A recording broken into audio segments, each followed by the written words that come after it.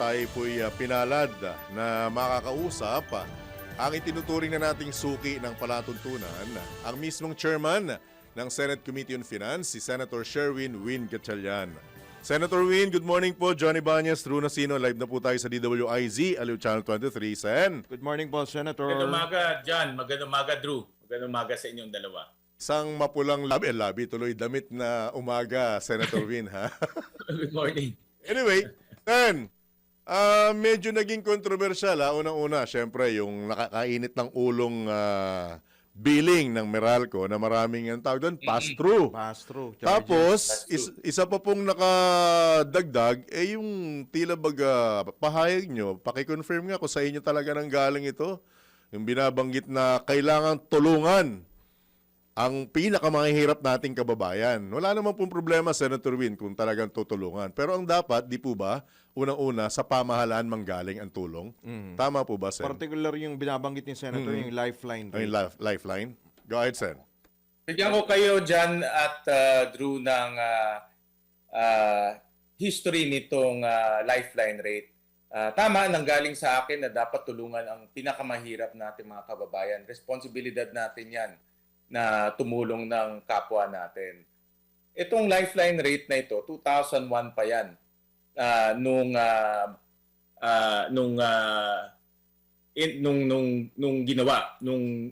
pinatupad. Ginawa ng batas. Nung pinatupad ng batas, 2001 pa yan. Wala pa nga ako sa politika nung pinatupad na yan ng batas. So, itong lifeline rate, ang konsepto nito ay bayanihan concept na tayo ay magtulong-tulong para tulungan natin yung ating pinakamahihirap na kababayan. Yun ang konsepto ng lifeline. Noong 2001, wala pa ako sa politiko nun. Nasa private sector pa ako nun. At hanggang ngayon, yan ay nasa electricity bill natin. So yan ang history ng lifeline rate. Ang kagandahan, itong lifeline rate na ito, bumaba over the years. Pinakita ko ito nung hearing. From 8 centavos, bumaba siya to 1 centavo. From 4 million beneficiaries, naging 130,000 na lang. So malaki ang binaba niyan dahil nga unang-una, mahigpit na ang pwedeng kumuha niyan. Hindi pwedeng, kung sinabi mo lang mahirap ka, ay kukuha ka na kagad ng lifeline. Talagang may investigation niya. Kaya bumagsak yan from 4 million beneficiaries to 130,000 beneficiaries. So in other words, wala pa ako sa politika, pinapatupad na yan ng batas. Po. Ang banggit lang kasi dito, Sen, with your indulgence, beneficiaryo na po ng 4-piece itong mga sinasabing nakikinabang. Sa lifeline. Oo, parang ang tugon kasi dito, parang aasa na lang ba lahat sa tulong ng pamahalaan at ng kapwa itong mga beneficiaryong ito at hindi na sila magbabanat ng boto? Doble tulong Diba? ba? Parang doble tulong ang mangyayari. Actually, bigyan ko kayo ng history rin at konsepto ng 4Ps. Ang 4Ps, hindi libre yan. Yung mga kababayan natin na talagang hindi nga ito nasa laylayan. John, true. Ito yung mas mababa pa sa laylayan. Talagang pinakamahirap natin. At ang konsepto nito, mabibigyan sila ng 3,000 pesos a month para matulungan yung kanilang mga anak mag-aral at pumunta sa health center para maging malusog. Dahil importante rin maging malusog ang pangangatawan. So, ang ibig sabihin dito, meron sila ring obligasyon na alagaan yung sarili nila at mag-aral sa ang kanilang mga anak. At kasama rin dito sa 3,000 yung livelihood. So, ibig sabihin, hindi rin sila panghabang buhay umaasa doon sa 3,000. Ngayon, meron talaga tayong, dito sa 4Ps na ito, meron pa talagang pinakamahirap. Ito talagang hindi nag-aral, hindi pumasok sa edukasyon, hindi nakapag-aral. At ito yung mga kababayan natin na talagang sa kahirapan. Kaya dito pumasok itong lifeline. Na tulungan natin itong mga pinakamahirap nating kababayan para at least man lang magkaroon sila ng kuryente. Dahil ang 50 kilowatt ngayon, ang tulong natin sa kanila 50 kilowatt. Ang 50 kilowatt, ibig sabihin 3 bombilya, isang plancha, isang maliit na ref, yun ang 50 kilowatt. So, hindi man lang sila makakabit ng TV doon sa kanilang talagang very basic lang. Kaya yan ang naging konsepto in the past. Po. Pero ang binabanggit kasi with your indulgence, Senator Win, yung karamihan daw sa 4-piece beneficiary, Eh, mga bahay niya, naka-aircon pa. Tapos ang reklamo ng mga middle class, kami na nga po yung parang bagong poor ngayon eh. the new Bakit sa poor? amin makukunin yung mga itutulong sa mga mas mahihirap na kababayan natin? Yun po ang pinanggigigil ng ilang mga kababayan natin. Senator. Actually, dyan, hindi totoo na yung mga 4-piece ay may aircon at nasa magagarang bahay. Dahil ako na may 4-piece sa Valenzuela, hindi ganun karami, pero may 4-piece kami. At tinitingnan ko talagang marami dyan galing sa probinsya, naghahanap ng trabaho dito sa Metro Manila. Marami dyan ay nakatira sa squatter area. At talagang mahihirap sila. At gusto lang nila mabuhay ng dangal, kaya nandito sila naghahanap ng trabaho. Hindi totoo na marami dito ay mga tambay, walang ginagawa. Hindi totoo yan. Itong 4-piece, marami na rin natulungan na tao. Dahil nakapag-aral ang kanilang anak, iba dyan ay nakapagkolehiyo, iba dyan, nakita ko ang dami, iba naging social worker, iba naging Nakapagtrabaho engineer at na eh. nakakatulong sa kanilang pamilya. So, hindi naman totoo na itong mga 4-piece natin ay mga masasamang tao. Hindi ho totoo yun. Alright. Obligasyon natin bilang mamaya na tulungan sila makaangat rin. At hopefully makaangat sila. Kung hindi, paikot-ikot lang yan eh. John Drew na Opo. pag hindi sila makapag-aral, mahirap sila. Next family, ganun din. Bakit kasama ang mamamayan? Hindi dapat bakaya ng gobyerno lang, Sanwin?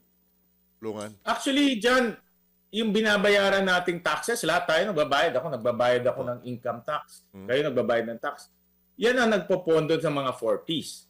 Ang inallocate natin a year for the 4-piece is 120 billion pesos for 3.9 million families. Bumababa na yan. Dati 6 million yan. Bumaba na siya to 3.9. Ibig sabihin, marami ring umaalis sa 4-piece dahil umaangat na yung kanilang buhay.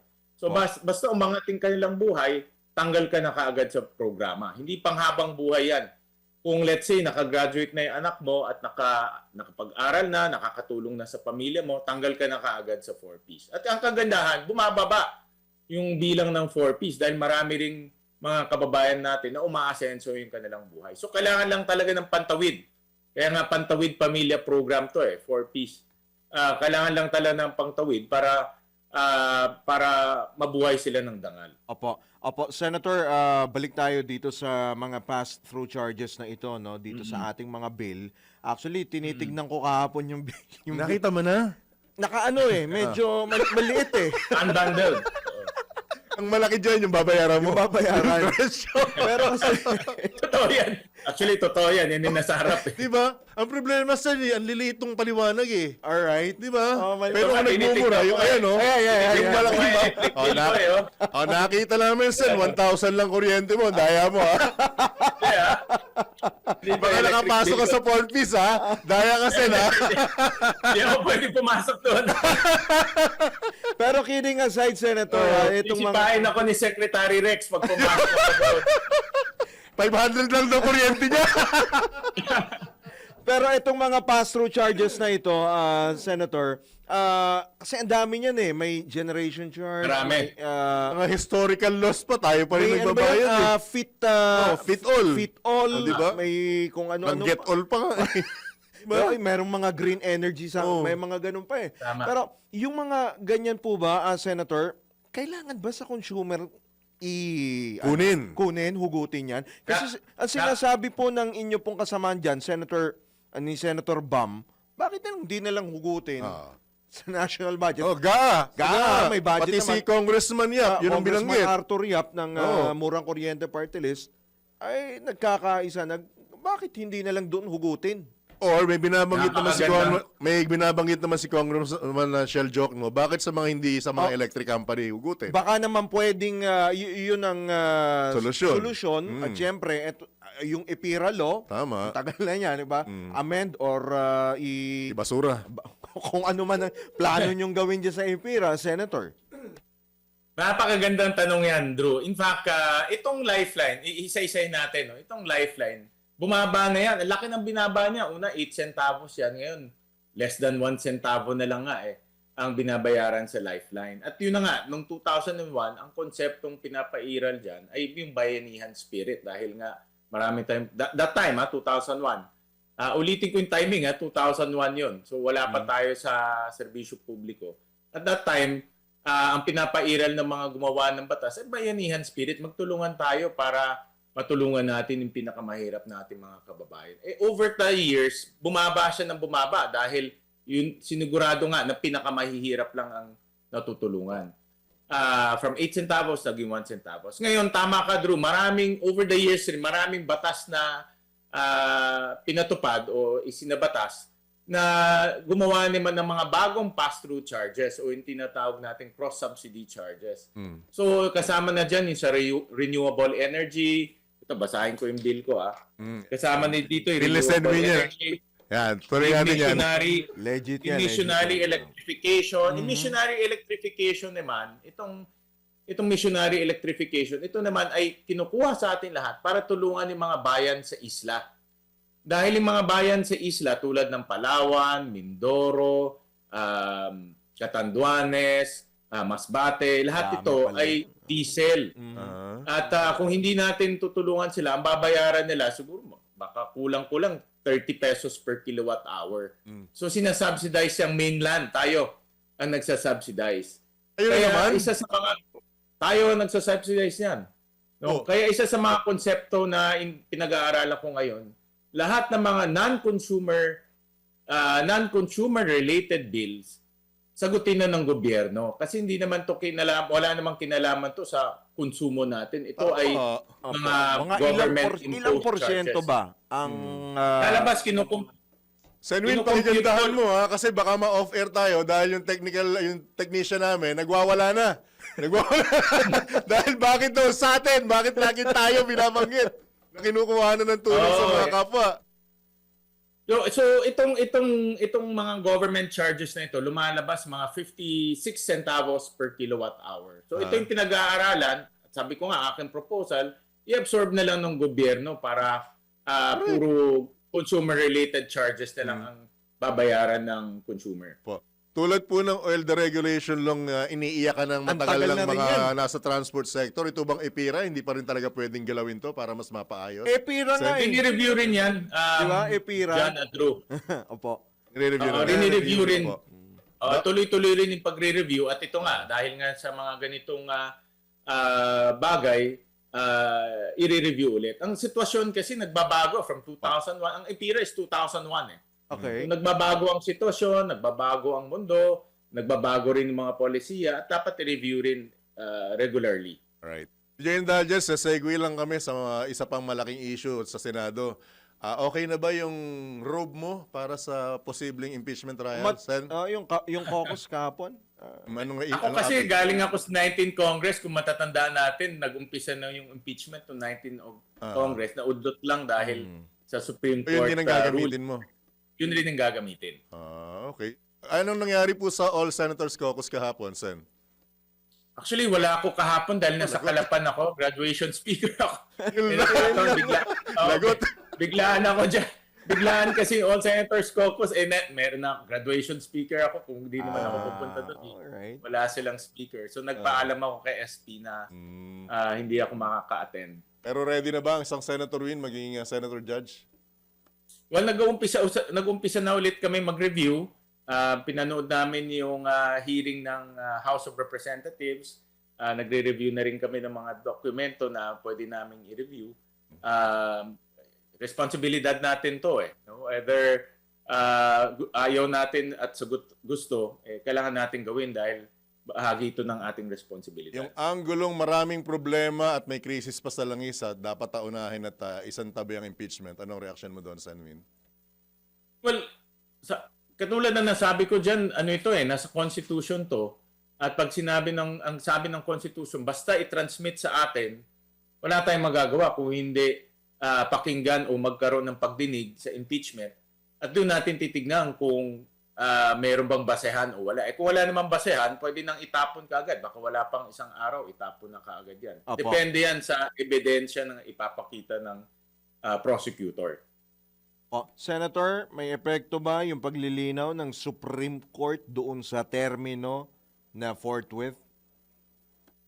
Actually, maganda yung naging decision ng Supreme Court dahil lininaw niya na ang Senate meron silang kapangyarihan para i-determine kung ano ang fourth will. Kung gaano katagal at gaano kabagal, depende yan sa circumstances. So maganda lininaw yan ng ating Korte Suprema. So ang fourth will, hindi ibig sabihin na bukas o mamaya, depende yan sa circumstances.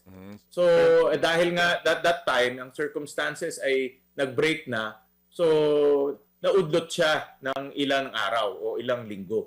Ilang linggo yung, alam ko, mga ilang weeks rin yun eh. So, ilang linggo siya naudlot, pero natuloy rin. So, maganda kinlaro yan ng Korte Suprema. No? Dahil nga, sabi nila na ang Senado, merong kapangyarihan na i-determine kung gaano kabilis nila itatransmit. Alright. Depende sa circumstances. Kasi Okay, iba-iba yung sitwasyon. Huli na lang po, personal yung tanong ko. Kamusta love life ni Sanwin? Secret. Kala ko Talaga fourth dyan, will. Drew. Parang dapat tanungin natin ang Korte Suprema rin. Kala ko, talk to my lawyer. Sanwin, pinapagaan lang Talaga. natin dahil mabibigat Friday ang, naman eh. Friday naman Friday. natin eh. At mabibigat ang problema natin kinakarap. Pero Tama. just the same, ano po ang mensahe mo sa ating mga kababayan? Lalo na yung sa mga nagsasabing, kami na naman! Sa Go amin ahead. na naman yan. Tayo na naman! Dapat gobyerno lang. Ang maganda dyan at Drew, doon sa pagdinig natin, nangako ang ERC na hindi papayagan isang bugso yung pagtaas at pwedeng i-delay yung pagtaas rin. Hindi nila isasabay dito sa pagtaas ng presyo ng langis at iba pang bilihin. So yun naman ang pangako ng ERC at ginawa na yan natin ng pandemic. Kung remember, nung dati sa pandemic, di ba may bill shock rin. At nagawa ng ERC na i-delay o i-postpone muna. So yun rin ang gagawin ngayon. Alright. At as always, Senator Win, thank you so much sa oras. At Maraming salamat. Huwag kang Thank you. magdadala, ha? Kahit makulit kami, ha? Thank you. Good morning, sir. Ingat. Good morning God bless. po, God ingat bless. po. Good luck po. Morning. Thank Good you luck. po. Salamat. Alright. Ang chairman ng Senate Committee on Finance, hindi na Win ang itatawag natin sa kanya. Senator Sherwin Secret Gatchalian.